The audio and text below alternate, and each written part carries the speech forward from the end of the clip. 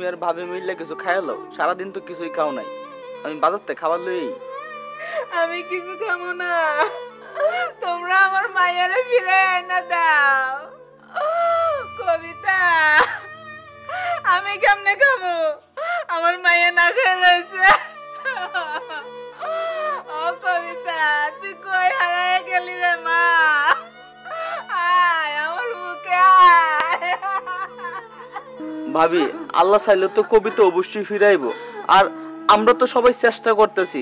তুমি দোয়া করো, আল্লাহর কাছে মায়ের দোয়া কবুল হয়। আর এমনি ভাঙ্গে বললে তো হইব না, কিছু তো খাইতে হইব, আগে তো বাঁচতে হইব নাকি? শিহাব ঠিকই কইছে সালমা, আমাদের খাইতে হইব। বেঁচে থাকতে হলে আমাদের খেতে হবে। এইভাবে না খেয়ে থাকলে আমরা মরে যাবো। আমাদের মাইয়ারে কে দেখবে, কে তার খোঁজ খবর নেবে? কুরবান ভাই, আমি বাজারে যাই, কিছু খাবার লই। তুমি অনেক টাকা দিয়ে দাও। টাকা লাগবে না ভাবি, আমার কাছে টাকা আছে। তুই পোলাপান মানুষ, তুই টাকা কই পাবি? তুমি অনেক টাকা দাও।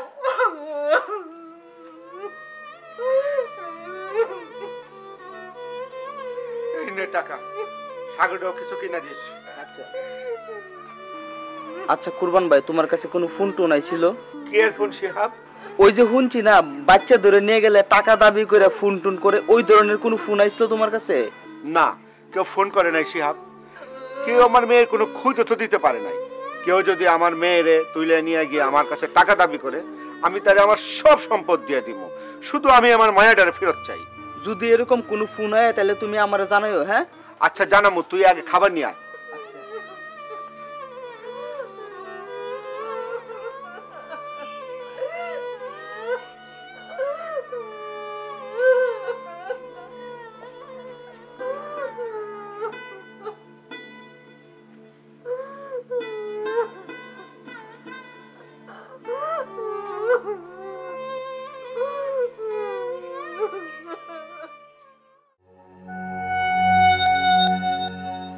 আচ্ছা, আমি একটা জিনিস বুঝতে পারছি না, 2 দিন পার হয়ে গেল কিন্তু কিডন্যাপাররা কোন রকম মুক্তিপণ চাচ্ছে না, নাকি মুক্তিপণ চেয়েছে আমাদেরকে কবিতার বাবা কিছু বলছে না? এই ক্ষেত্রে সাধারণত কাউকে যদি কিডন্যাপ করে তাহলে তো তার একটা উদ্দেশ্য থাকে, আমরা তো উদ্দেশ্যটাই খুঁজে পাচ্ছি না। স্যার, আমার কাছে এরকমটাই মনে হচ্ছে স্যার। স্যার, আমার তাই মনে হয়। আপনি যে আন্দাজ করেছেন সেটাই ঠিক। তাহলে স্যার, আমরা কি তাহলে কুরবান সাহেবকে থানায় আসতে বলবো? না, ওনাকে থানায় আসতে বলে কোনো লাভ নেই। কেউ যদি কথা না বলতে চায় তাকে দিয়ে জোর করে কথা বলানো যাবে না। জি স্যার। স্যার, তাহলে আমরা এখন কি করব? না আমাদের কি করণীয়? আমরা একটা কাজ করি, আমরা এখন সবাই মিলে বাইরে যাব, ঠিক আছে? সবাই সিভিল হয়ে নেবেন। আজকে রাত্রে আমরা ঘুমাবো না, আমরা সারা রাত কোরবান সাহেবের বাসার আশেপাশে পাহারা দেব, দেখি কোনো কিছু পাওয়া যায় কিনা। এই যে বাসা থেকে আমার ফোন দিছে, আমি বাসায় বলে দিই 1 সেকেন্ড।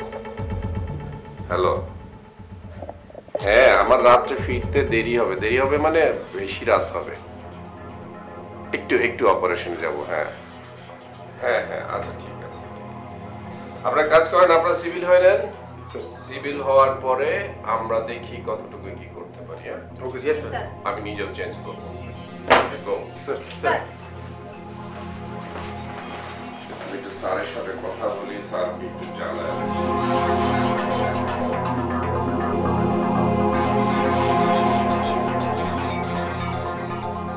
স্যার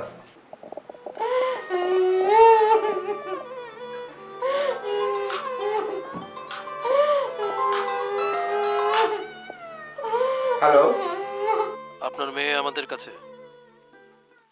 4 লক্ষ টাকা রেডি রাখেন। পুলিশ কিংবা অন্য কারোর সাথে যোগাযোগ করবেন না। আমরা 1 ঘন্টা পর আপনার সাথে যোগাযোগ করব। হ্যালো হ্যালো, কে?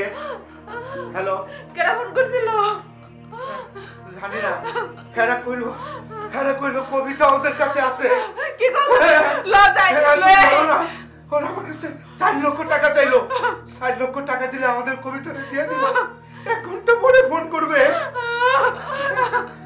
ওরা আমার কাউরে কইতে না করলো, ওরা কাউরে জানাইতে না করলো, পুলিশে কইতে না করলো।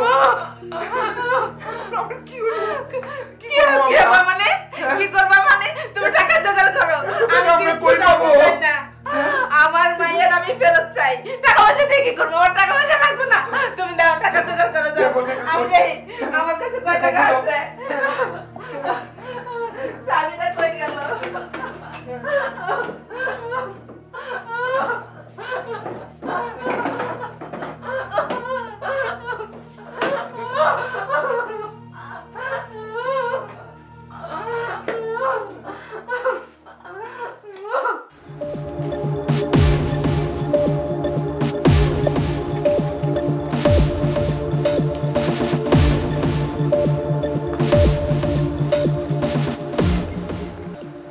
এটাই কি কোরবানের বাড়ি যাওয়ার রাস্তা? জি স্যার, এই একটা মাত্র রাস্তা আছে স্যার। আচ্ছা, এই একটা রাস্তায় যদি থাকে, কোরবান যদি ফোন পায় তাহলে অবশ্যই তাকে বাসা থেকে বেরোতে হবে। কিন্তু স্যার আমরা আর কতক্ষণ ওয়েট করব? একটু ওয়েট করেন, বাসা থেকে বের হলে তাকে ফলো করবো, ঠিক আছে? মশা ঠিক আছে, মশা তো থাকবে।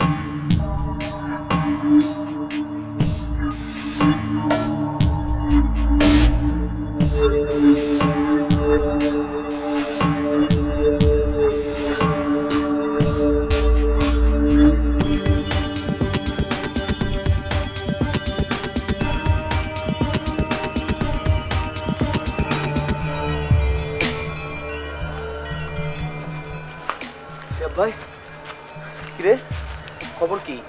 আধা ঘন্টা ঘরে থেকে বইল তুই যা লই আয়। তুমি কখন আইবা? তুই যা, আমি কুরবান ভাইয়ের লগে একটু দেখা করে আই। আমার খুব ভয় লাগতেছে রে, ভাল লাগতেছে না। আমারও ভাল লাগতেছে না শিহাব ভাই। আরে এত ভয় পাইলে হইব? হ্যাঁ, মনে সাহস রাখতে হইব, এত টেনশন করিস না। তুই যা, আমি দেখতেছি। তুমি তাড়াতাড়ি আয়ো, কিন্তু আমার একা একা ডর লাগতেছে। তুই যা যা, সাবধানে যাইস।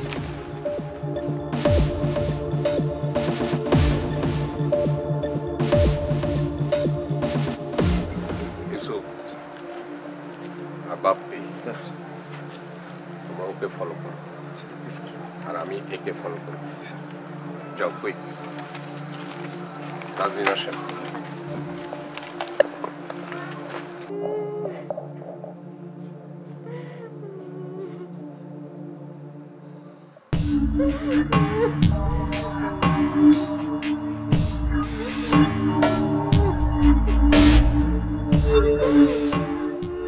কি ব্যাপার, তোমরা কথা কইতেছো না কেন? ফোন কি আইছিল? ফোন আইছিল, কিন্তু কাউরে জানাইতে মানা করছে। আর কি বলছে? 4 লক্ষ টাকা চাই, বললো 1 ঘন্টা পরে ফোন করবে।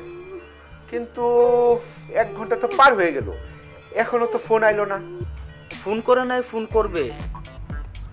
কিন্তু তোমরা কি ভাবছো? কি ভাবার কথা কইতেছ? টাকা পয়সার বিষয়টা তুমি তো কইলে 4 লক্ষ টাকা লাগবো। 4 লক্ষ টাকা তো মেলা টাকা। তুমি কি টাকা জোগাড় করতে পারবা? জোগাড় করতে পারুম না মানে? জীবন দেওয়া হইলেও আমি টাকা জোগাড় করবো।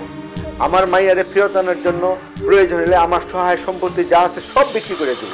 তবুও আমি আমার মাইয়ারে ফেরত চাই শিহাব। তোমরা যাও, তাড়াতাড়ি যাও। কবিতা তো এতক্ষণ আমারে ছাড়া থাকতে পারে না। যাও, ও কান্দাছে, তোমরা শুনতে পাও না? ভাবি তুমি আর কাইন্দো না, চুপ থাকো। কবিতা তো অবশ্যই ফিরে আইবো, ফোন আসুক।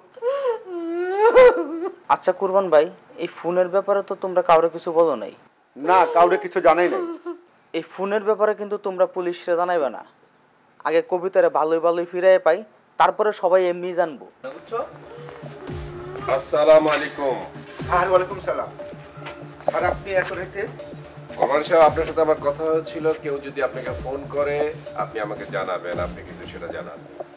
ফোন তো আসে নাই স্যার। মিথ্যা কথা বলবেন না। দেখুন কোরবান সাহেব, আপনাকে একটা কথা বলি। আমরা চাই আপনার মেয়েটা উদ্ধার হোক, যে নাম্বার থেকে ফোন এসেছিল সে নাম্বারটা বলেন। তুমি নাম্বারটা কইয়া দাও। নাজনীন, জি স্যার। নাম্বারটা নেন।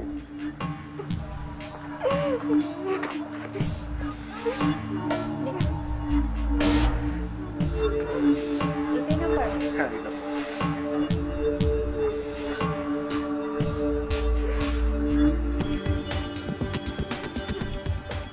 স্যার নাম্বারটা তো বন্ধ বলছে। ঠিক আছে, নাম্বার বন্ধ, নাম্বার খুলে নেওয়ার ব্যবস্থা করবো। ওনার ফোনটা ওনাকে দিয়ে দাও। আপনাকে আমি বলি, স্যার, এরপর থেকে আবারও যদি কেউ ফোন করে জিনিসটা আমাকে সাথে সাথে জানাবেন। সাথে সাথে আমাকে জানালে এটা আপনার জন্য উপকার হবে, আমার কাজটা সহজ হবে, আপনি উপকৃত হবেন। ঠিক আছে? জানাবো স্যার, জি স্যার। Thank you. আসসালামু আলাইকুম।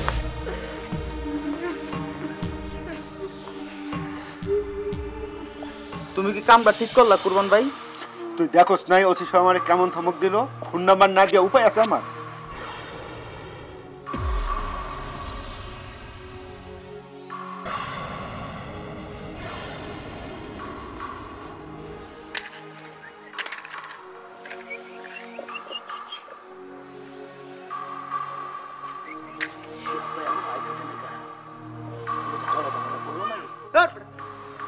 বেশি কথা কোনো ঝামেলা হয় সে আর ঠিকই সময় মতো চলে মানবে না।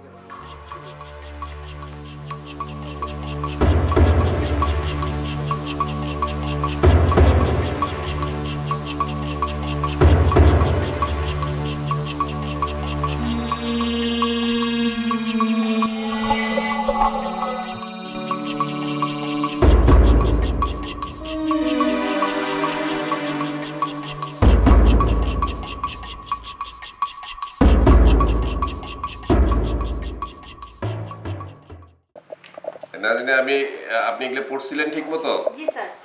দেখেন আমি কিন্তু না পড়ে সই করতেছি। হ্যাঁ আসেন আসেন। আরে ওইটারে আবার ধরে আনলেন কেন? কি হয়েছে রে? স্পটে ছিল স্যার আমাদের। আর স্পটে এটা আমার সোর্স তো। কি হয়েছে? এই যে তারা দুজন স্যার খুব দ্রুত স্পটে পৌঁছে গেছে স্যার। আরেকটু দেরি করে আসতো স্যার, আমি ঠিক ওই সাগরের কাছ থেকে কিছু তথ্য বের করতে পারতাম। আসেন, আপনার আবার কি হইলো? স্যার স্যার যে নাম্বার থেকে কোরবানির কাছে ফোন আসে ওই সিমটার মালিক হচ্ছে শিহাব, আর শিহাব হচ্ছে কোরবানির খালাতো ভাই, ওই যে ওই ছেলেটা ওর চাচা। কবিতার চাচা স্যার। এই কথাটা তো তুই বাইর করতেছিস। স্যার জি জি স্যার, আমি তো এই কথাই বলতেছিলাম। তবে এই অপহরণ মামলার সাথে স্যার ওই সাগর জড়িত আছে, আমি 100% শিওর স্যার। জি স্যার। এই ওইটা আপনার কাজ করেন, ওইটা ধরে নিয়ে আসেন স্যার। আচ্ছা নাজনীন আপনিও যান, আমি ফাইল দেখতেছি। স্যার ওকে নিয়ে যেতে স্যার। হ্যাঁ নিয়ে যান নিয়ে যান নিয়ে যান নিয়ে যান, কুইক কুইক ধরে নিয়ে আসেন। যান স্যার। যান। রাত্রে কয়টা বাজে? আমার বাসা থেকে তো বারবার ফোন করতেছে, এক সেকেন্ড বাসায় একটু কথা বলে নি।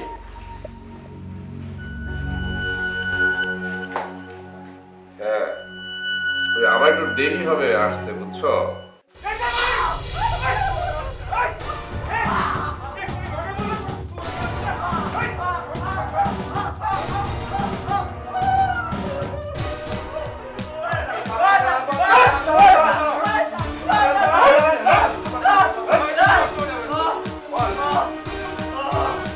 কেন এই জঘন্য কাজটা করলি? কেন এই জঘন্য কাজটা করেছিস বল? টাকার জন্য স্যার। টাকার জন্য? কেন কেন তোর এত বেশি টাকার প্রয়োজন হয়? স্যার নেশা করি তো স্যার, টাকা লাগে স্যার। নেশা ছাড়া স্যার আমি বাঁচব না। নেশা করিস তাই না? নেশা করিস। কবিতা কোথায় আছে বল। বাইরে বলছি স্যার কবিতা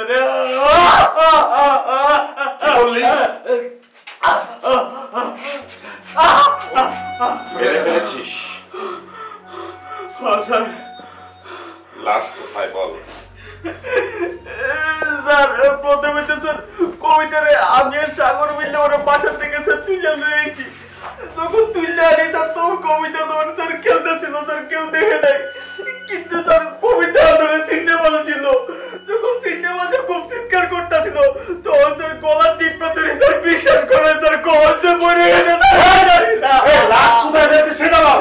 লাশ হচ্ছে আকবর ভাই সেফটি ট্যাঙ্কিতে প্রথমে রাখছিলাম, রাখার পরে পচে গন্ধ বাইতেছিল, তারপরে স্যার বস্তা করে স্যার নদীতে স্যার পালাই দিয়েছি স্যার। বস্তায় নদীতে ফেলে দিয়েছিস।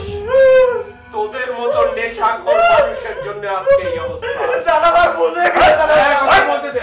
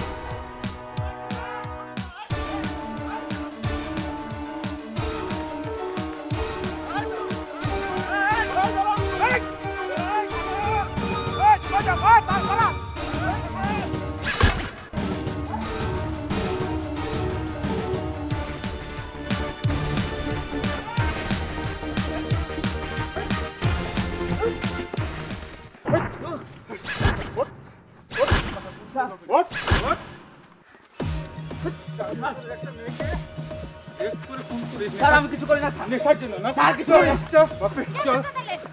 চল। নেশার কারণে মানুষ অমানুষ হয়ে যায়, হারিয়ে ফেলে তার বোধ, বুদ্ধি, বিবেক। আর সেই কারণেই সেদিন কবিতার মতো ফুটফুটে শিশুটিকে খুন হতে হয়েছিল নেশাগ্রস্ত শিহাব এবং সাগরের হাতে। প্রিয় দর্শক, আসুন মাদককে আমরা সবাই না বলি, ব্যক্তি, পরিবার, সমাজ, রাষ্ট্র মাদক মুক্ত রাখি। এটা আপনার, আমার, সবার দায়িত্ব।